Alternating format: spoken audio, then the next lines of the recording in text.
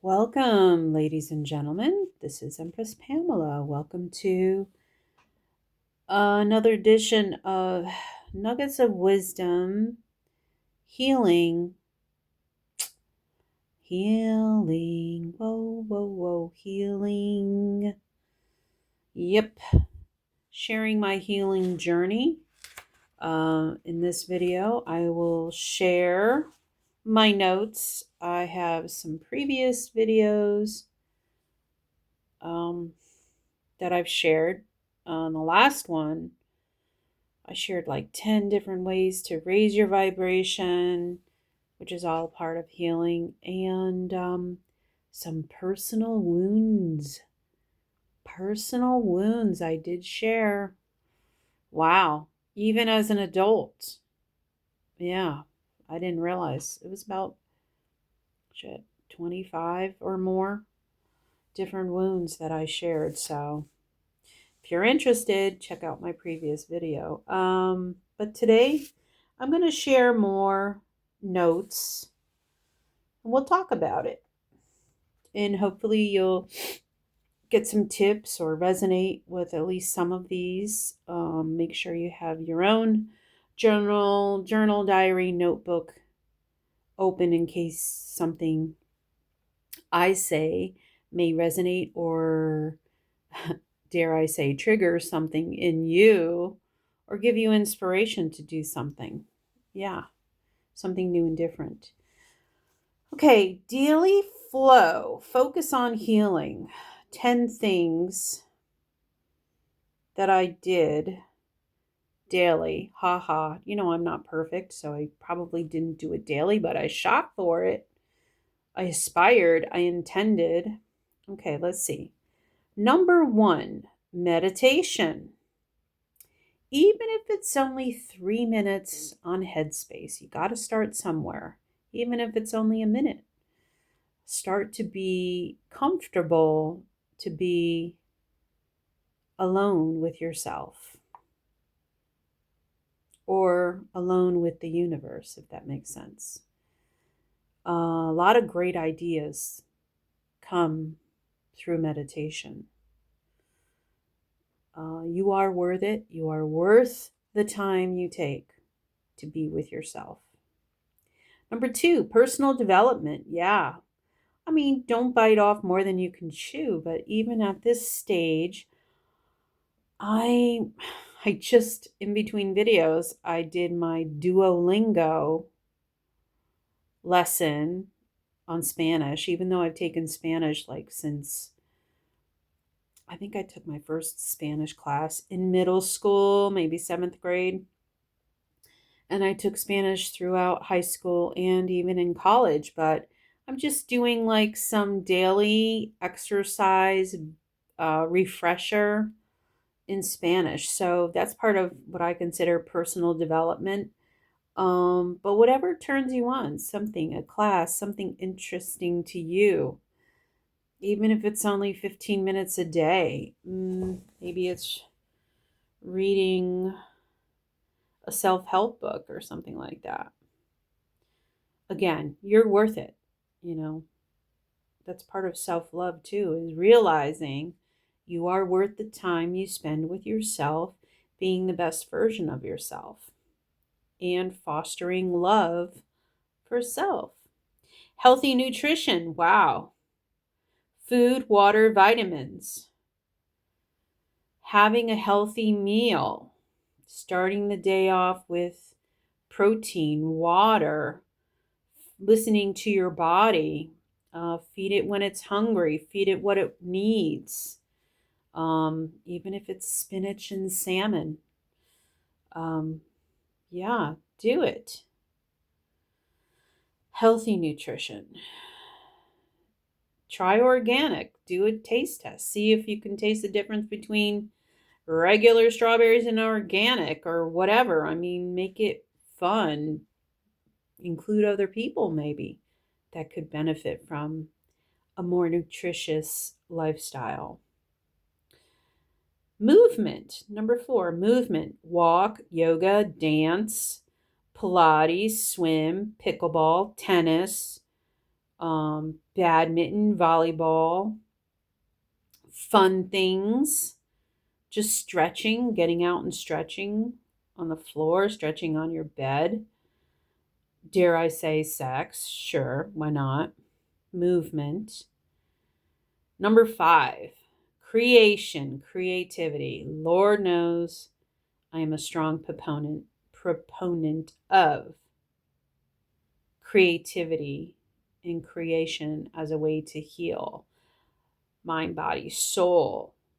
Whether you're an artist, a fine artist, a food artist, you're a cook, you're a chef, you're a musician, you are a songwriter, singer, you are a dancer, you are a writer, a reader, a voice actor, an actor, whatever. What others? You create businesses. You're an entrepreneur. Yeah, it's going to help you heal. The focus that you get, the end result, the feeling of accomplishment. Yeah, and sharing your creations with others.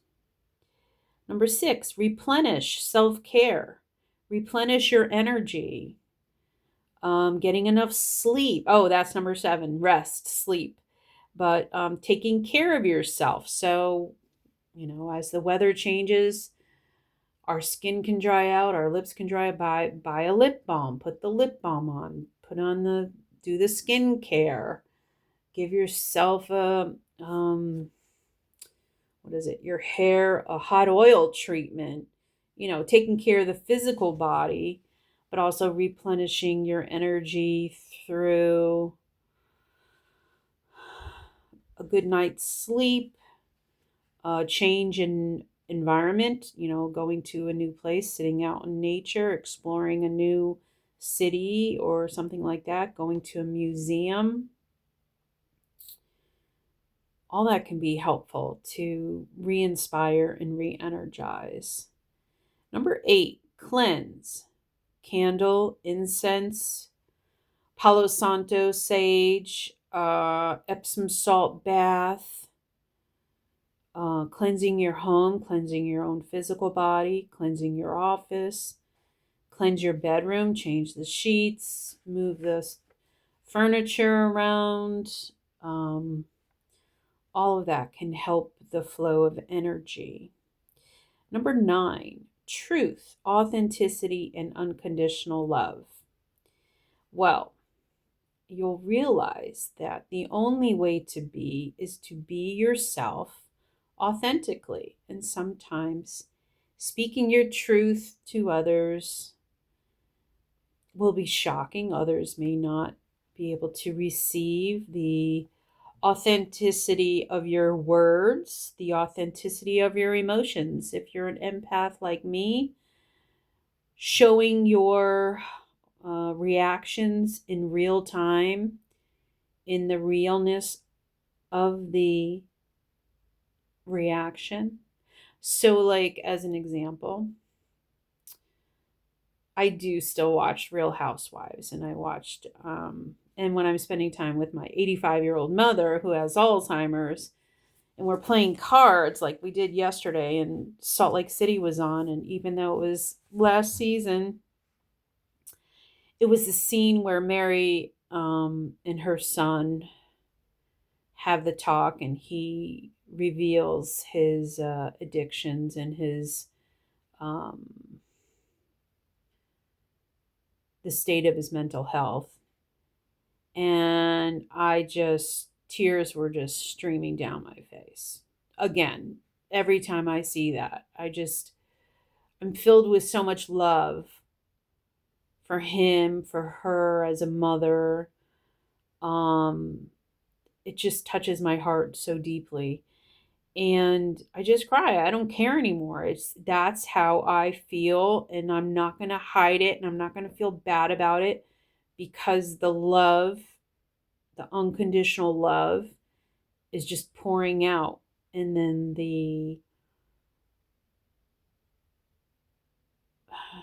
I guess, compassion for the situation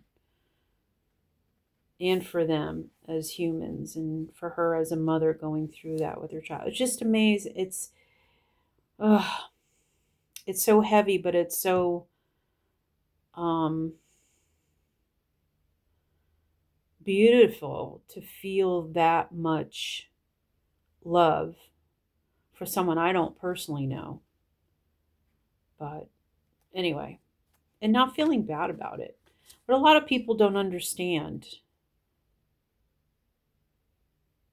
They think it's you're acting or it's a front or something, and there's just it doesn't make sense that that's what it would be. Anyway, number 10, artist, writer, healer. I guess that's something I try to work on every day. Artist, writer, healer. Yeah, healing myself every day by taking the actions of 1 through 9, spending some time on creativity, um, whether it's through fine arts or writing. But yeah, those are ways that can help you heal. Now, the next section, shame, SHAME. That is one of the lowest, I want to say that's the lowest vibrational, that's the lowest vibration on that chart. Oh, I can't think of that guy's chart.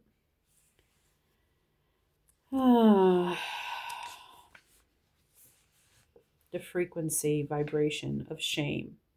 Share your shame. Open up. Journal. Self-compassion, self-confidence, self-judgment, mindfulness, common humanity versus isolation. Shame. Okay, I've just felt shame in the previous video. I was reading a list of my own personal wounds that at some point I had actually written down and gathered and confessed to myself. And as I'm reading it, and then one of them was, again, look at me, stop, because I don't, it's like, I want to say sexual abuse by a neighbor. And like, stopping before I say it, is it because I still feel ashamed about it? Or I don't know. There's still something with that. So, yeah, I do have shame and opening up about it. Okay. Journaling, yes. Admitting it. And I think part of it is like when you're talking about, sexual abuse or feeling, what is the word that I used? Objectified. No, but this was actually someone touching me. So that was sexual abuse. But then sexual objectification by, here I am, like, I forgot, probably 12 years old, but I matured quite early and I was wearing a bikini, but I was a 12-year-old girl. And then my parents, quote unquote friend, and back in the 70s, they would sit, hang out, drink, get drunk, smoke, whatever, because they were what, 30 years old, I guess, or whatever. I don't know. I don't know what I'm trying to say, but yeah, there's some shit still in there, Pamela. Okay. Anyway, let's see. Shame. That's one of the lowest vibrational feelings. Personal development, anxious attachment, common threads. Number 1, you're broken. 2, addiction, alcohol, drugs. 3, hardworking. 4, good work ethic. 5, flirtatious. 6, abandoned. 7, rejected, broken family. This anxious attachment sounds like my, what I think my twin flame is, more based on those 7 common threads. I don't know. Well, I guess I could be in that category as well. Become your best self. Number one. Now, this sounds good. Follow your passion. Sure, if you're passionate about something and you love doing it, you are going to have the high vibration. You are going to be a good version or the best version of yourself. Number two, get up early. Yeah, I did that yesterday and I got so much done instead of just sitting in bed and taking in, like, binge watching one of the um, Real Housewives franchise from the beginning. Even though I enjoy doing that, that's not something you do on a beautiful, crisp fall day. You do it when it's snowy and you can't get out of the house, or it's rainy and you don't want to go out. I don't want to waste a beautiful day again. But anyway, get up early. Number three, make sacrifices. I don't know about that. Number four, take care of yourself. Yes, you're number one. Number five, learn from failures. Yes. Six, stop procrastinating. Holy shit. That's my middle name is Pamela Procrastination. Yeah. I got to pay attention to that myself. And number seven, pay attention to everything. Yeah. Eight, choose positivity. Nine, develop successful habits. 10, get out in nature. Those are some good tips to become your best self. And right now, I feel pretty overwhelmed with all of that. It sounds like a lot to do. So, uh, number nothing. Now let's talk about self-love, which, yeah, it's been a journey. It's been long. Especially when you have, like, I don't want to say physical defects, but obesity. It's like I wear my addiction on my sleeve. My addiction is visible to humanity, right? So pretty much everyone can see that I'm an addict. But how do I still love myself even though everyone can see that maybe I don't love myself because I'm addicted to food and I've abused my body and I'm obese? Self-love, number one. Self-awareness. Well, I am aware, okay. Recognize accomplishments, strengths, talents. Be at peace with negative flows, weaknesses. So accept my body as it is. Number two, take action. Fix it. Work hard. Take control. Stop complaining. Yeah, I mean, it feels like I've tried to take action my whole life with all these different diets and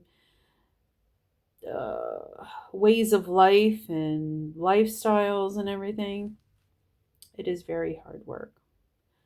Number three, stay in your power. Control your reactions. Number four, focus on progress. Recognize your improvements and strive to continue. That was pretty easy because I'm going to say that was easy, but I just said that. Focus on the progress. So when I was on the keto lifestyle, it wasn't necessarily about losing a lot of weight. What happened was I gained a lot of energy. I felt better because my aches and pains were gone. I was able to move and exercise and be in the water, and I felt 20 years younger. And while during the course of the time that I was on keto, which was about, let's see, January 2018, I started, and then let's say March 2020 when COVID hit and I couldn't go swimming anymore. So let's say I was on it for about 2 years, keto lifestyle. I lost 70 pounds. but I gained my life back. I gained energy. I was feeling good about myself. It was easy to love myself because I was proud of myself. And I did focus on my progress and how I went from going swimming from once a week to twice a week, and then sometimes 3 times a week. And then I was swimming against my whatever 25-year-old son at the time, and um, doing laps against him. And he was a really good swimmer, by the way. Yeah, so it wasn't necessarily about the number on the scale. It wasn't necessarily about the size that I wore, even though I went from like a size 24 to a size almost 16. I think I was actually putting on size 16 jeans, which was crazy. But yeah, I felt good about myself. And number 5, self love. You're number one. Put yourself first. Health and well being is number one. That's what we got to focus on because, again, something my grandmother had said my whole childhood, which I never appreciated till I became an adult. She said, if you have your health, you have everything. If you have your health, you have everything. And Lord knows, as a person who's had cancer and other health challenges, there is nothing more correct in that statement than that statement. Does that make sense? I don't know what the fuck I said, but if you have your health, you have everything. That's the point. So put your health number one. Okay, new beginning. How to reset your life. Ooh, take some notes. Number 1, declutter. So minimalism has been a part of my journey too. Adopting a minimalist style, Marie Kondo. Only keep what you love. Um, Purging your closet. I've gone through many different versions and cycles of just how I dress my physical body. Especially when, you go on a weight loss journey, blah, blah, blah, and then you want to reinvent yourself, and then you want to get rid of stuff, and then you want to sell stuff to make money. So being on Poshmark, buying and selling, all this has been a part of my journey. Donating to the less fortunate, to the women's shelter, all of this has been a part of my growth. But yeah, I went from like changing the way I feel about the colors I dress up in. So back in the day, because, partly because I'm obese, right? The majority, I would say 75% of my closet was filled with black clothes. Because, of that idea of you wear black and no one can see that you're a big fat horse, obese or whatever, which we know is not really true. But during the course of my journey, I had visions of me dressing up in all white, complete white, only certain colors that made me feel good, understanding what colors complement my skin tone. So I think I'm cool. I have a cool tone. I found that out. I have a cool tone. So all the greens and purples and blues that I've been attracted to my entire life made sense because that's what is my color palette. That's most complementary to my skin tone. But now, 10 years later, I think of my closet at the most, and I don't even think it's this much, at the most 10% of my closet is black. I'd say easily 60% is white or cream, different shades of white. And then there's some of the color, the green, purple, blue. Then I got a little bit of gray, a little bit of black. and I think maybe some pink, like the shade of pink that looks good on me kind of thing, but not a lot of that. So anyway, yeah. New beginning, how to reset your life, how to redefine yourself, let's say. Declutter. Number 2, cleanse your space. I also want to say, keep what you love, donate what you're done with, and discard what no longer works or is not of value, right? Cleanse your space, reorganize, actually clean it, dust, vacuum, wipe it down.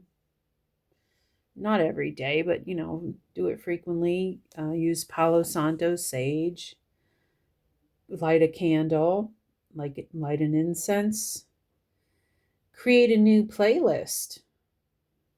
Okay, while you're cleaning, have your favorite high vibrational music playing in the background, or just sound therapy. Declutter digital space. Yeah, clean up those emails and the trash, the mail that is sitting around, the junk mail. I did some of that yesterday. My husband never throws anything out, and I just did it for him. Revisit routines. Yeah, I was getting caught up in the mornings, just kind of hanging out in my bed. And my husband would serve me my coffee in bed, and I was sitting watching, binge watching Real Housewives of Miami season 1 and 2 and 3 before I even got in the shower. So now I come downstairs, get my coffee. Today I made a really good breakfast, recorded some videos. I'm in my office. I'm enjoying the sounds of the day, the nature out my window. Yeah, it's being a little bit more productive too. So revisiting routine. Number 6, review goals. Wow. So I'm in the fall when I'm recording this. But I think from now until like January, from October to January, is a time to look at what you've accomplished and then look at what you want to continue to strive to achieve in the future. So maybe redeveloping your goals, resetting goals, redefining goals, things you want to accomplish, things you are called to do in this lifetime before you die. I'm 60 years old. I've had cancer. Let's be honest. I'm dealing with a mother with Alzheimer's. So, yeah, time's a wasting. And number 7, 7-day challenge. I'm not sure what that is. 7-day challenge. What? Maybe you set a goal and you break it down into 7 days, actions you can take over a 7-day period. That sounds good to me. Let's see. Next, it says childhood wounds.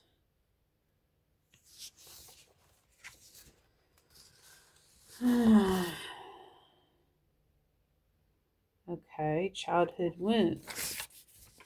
Number 1, chaos from childhood holding me back in my career, in my subconscious, prohibits me from moving forward in my career and finances, keeps me on a repetitive loop. Okay. Number 2, break free of ego and chaos of the past. Number 3, ages 5 to 7, endless opportunities, negativity spoken by parents, crushed dreams, saying, be more realistic. They kept me small. Number 4, address childhood issue of negativity. Wow, okay. Being in a chaotic household with an alcoholic father and a codependent mother, where I was the one who just tried to, I felt like I was walking on eggshells and had to be the good little girl and keep quiet and all that shit. And hearing the sound of like ice cubes clinking in a glass triggers me even to this day. The smell of smoke triggers me. All due to my father's habits. Okay. Discipline. Number 1, take full responsibility for your life. I'm still learning that. You come into this world alone, you die alone. No one is here to save me. Number 2, stop blaming and making excuses. Well, I am the queen of excuses. My son is trying to encourage me to walk more, and I have every fucking excuse in the book. And I love him so much that he's taking the time to deal with me. Number 3, focus on what is important. Block out distractions. So number 1 is your health. Pamela, block out distractions. Number 4, push through lethargy and inertia. Number 5, I didn't put anything down. Number 6, keep in mind the big picture, big goals. Number 7, self-image. See yourself as self-disciplined. So this is going to wrap around to revisiting goals and what you're here to accomplish. I think in the next couple months, so October, whatever's left, November, December, I'm going to refocus and try to make it easy for me to accomplish the goals that I've had for years and years and years. And I'll let you know in another video. See you in the next one. Bye.